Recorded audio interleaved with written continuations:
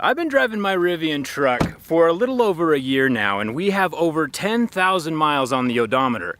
And I have not babied this thing in any way, shape, or form. We've towed over 11,000 pounds with it. We've hauled around a bunch of mulch, shipped a truckload of jerry-rig knives to Linus. You know, did some farm stuff, filled it up with horse poop, among hundreds of other trips and projects. And I have some thoughts. Huge thanks to Huel for sponsoring this video. Let's get started.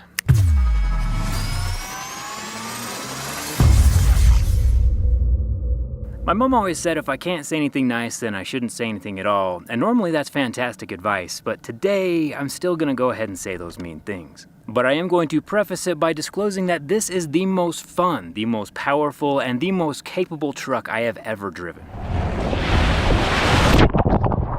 And that is the definite truth, but it does some super weird stuff, and I'll explain more as we drive up the mountain. Maintenance-wise, over the course of the last year, we have had some things go wrong. The display for the compressor went out, super minor issue, but that had to be replaced.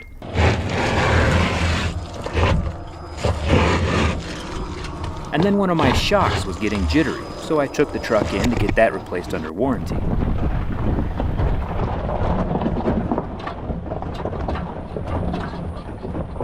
The truck bed tonneau cover is still very hardcore broken. There's no fix for that yet. And that plastic piece for the top of the tailgate came off when I was unloading one of our new off-road wheelchair prototypes. But that was mostly my fault. Which is pretty surprising since this truck is number 1,600 ever made, and I was expecting there to be quite a few more bring it to the shop moments. I did the math, and my truck, including all the manufacturing for the battery pack and mining and charging off a fossil fuel grid here in Utah, my truck will become cleaner than a gas-powered truck only after it drives 30,000 miles. Charging from solar on my house, we become green a bit sooner after about 25,000. So we're still a little less than halfway to having a clean green vehicle, or a vehicle that produces less carbon than its gas-powered counterparts. And at this specific point in time, with only 10,000 miles on it, my truck is still worse for the environment than, say, a gas-powered F-150. But that will change for me around 25,000. I purposefully did not get a wrap on this truck so I could see how the paint would hold up over time, and besides one rock chip on the hood near the front that probably happened while I was driving on the freeway, there's only one other chip that's probably from the factory. Automotive paint sticking around a corner is a fairly difficult thing to accomplish, but the one small chip is nothing to lose sleep over. Made it to the top, quite a bit windier up here than I anticipated, but now that we have the pleasantries out of the way, let's get into the 3 things that I hate about my Rivian. Starting with thing number 1. Whenever it rains or snows, inevitably water somehow gets inside of my driver's side door. I'm not sure how, but you can hear it sloshing around in there. See if you can listen.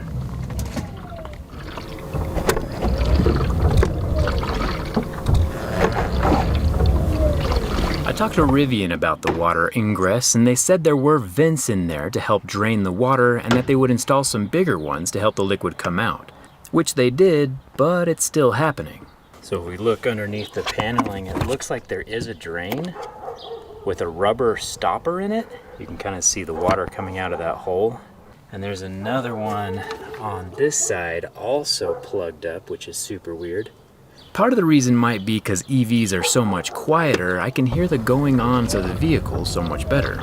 And to be fair, the problem isn't that water is getting inside the door. If you take a look at your current vehicle, pretty much every car door should have a drain of some kind to prevent this same issue. Water getting into car doors is extremely normal. The abnormal part is that the Rivian door isn't letting the water out. For example, if we take a look inside a Chevy Silverado, we can see a small hole in the door to let the water drain out. Same thing goes for a Toyota Corolla. Every auto manufacturer is going to have one of these holes somewhere. It's weird that the drains are plugged up, and maybe there's other vents somewhere else I don't know about. All I know is that the door is holding water, and it probably shouldn't. Water getting into the door is a pretty big deal, and thing number 2 is also an extremely big deal. The R1T is an electric truck, and I assumed that an electric truck would just be able to do truck things.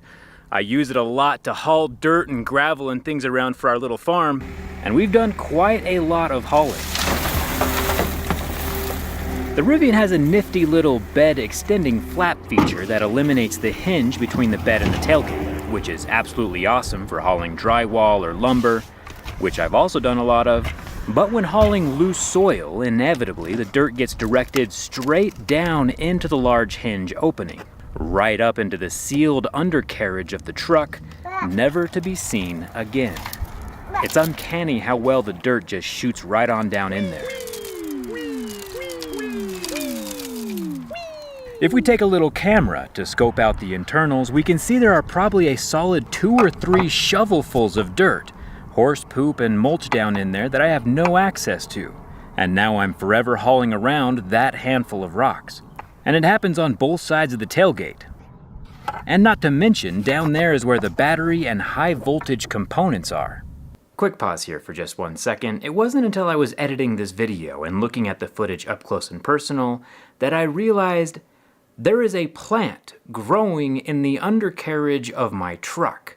I never thought I would have a literal organism hitchhiking, taking a ride in the fertile undercarriage of my vehicle. Look at it. It's all green and growing over there through the soil that has been accumulating over the past year of driving the truck. It is a very strange problem to have.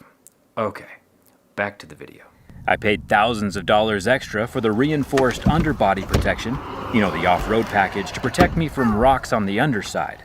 But here, rocks are just coming in willy-nilly from the top side. Just like the exhaust port on the Death Star, it's a rather large design issue, and will probably become an even bigger issue in the future. Inside the spare wheel compartment, we get a sedimentary history of all the different dirty things I've put in the bed, and the wheel compartment is visibly moist. Humidity and metal don't always go well together, so I'll definitely have to keep an eye on this compartment as well. I could probably disassemble the undercarriage to let all those rocks out, but I mean, that's kind of annoying and I don't even know if it would work. So my truck collecting rocks is the second thing that I hate most about my Rivian. Thing 1 and thing 2 are pretty crazy, and thing 3 gets even crazier. But first, we snack. Huge thanks to Huel for sponsoring this video. Today we have the Cookies and Cream Huel Black Edition. I've lost about 15 pounds since this time last year, and it's all through counting calories and actually paying attention to what I eat. Huel Black has been a big part of that change. The Huel Black Edition is a nutritionally complete shake that I can make in seconds. All you have to do is add water. With 40 grams of protein and 27 essential vitamins and minerals, it's also exactly 400 calories, which is a very easy round number to keep track of. The taste of the cookies and cream is basically like a bunch of the cookies all crumbled up into a shake. I like to have it with ice cubes. It's all plant-based with no artificial sweeteners, and has less than 5% sugar. I've tried quite a few of the Huel Black Edition flavors, like the strawberry shortcake and cinnamon roll, and they're all good, but if I had to pick a favorite, it would be the cookies and cream.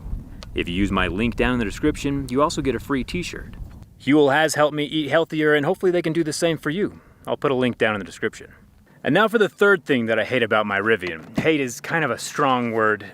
Dislike. The third thing I dislike about my Rivian isn't as catastrophic-y as the first two, but it's still pretty crazy.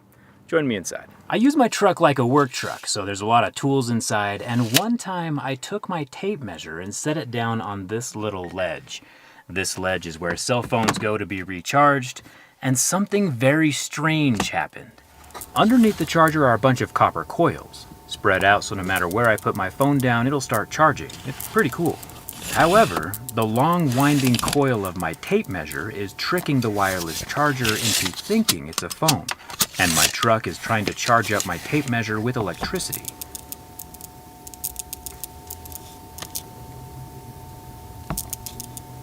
Literally shocking my tape measure over and over again. It's not enough electricity that a human can feel it, but it's still pretty crazy that my electric truck is electrocuting my tape measure. I never thought my truck would get in a fight with my tools. Like I said, issue number 3 isn't quite as big of a deal as the other two, but it's still pretty crazy. I guess the question is, do those issues affect my decision? If I could go back in time, would I still buy this truck? And the answer is yes, absolutely. The speed, the utility, and the power of this truck is better than anything else on the road right now.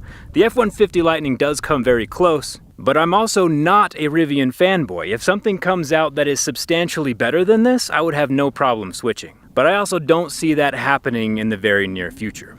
Let me know what you think. Are these issues something that would stop you from buying a truck? I'm curious to see what are the deal breakers for other people. And as always, thanks a ton for watching, and I'll see you around.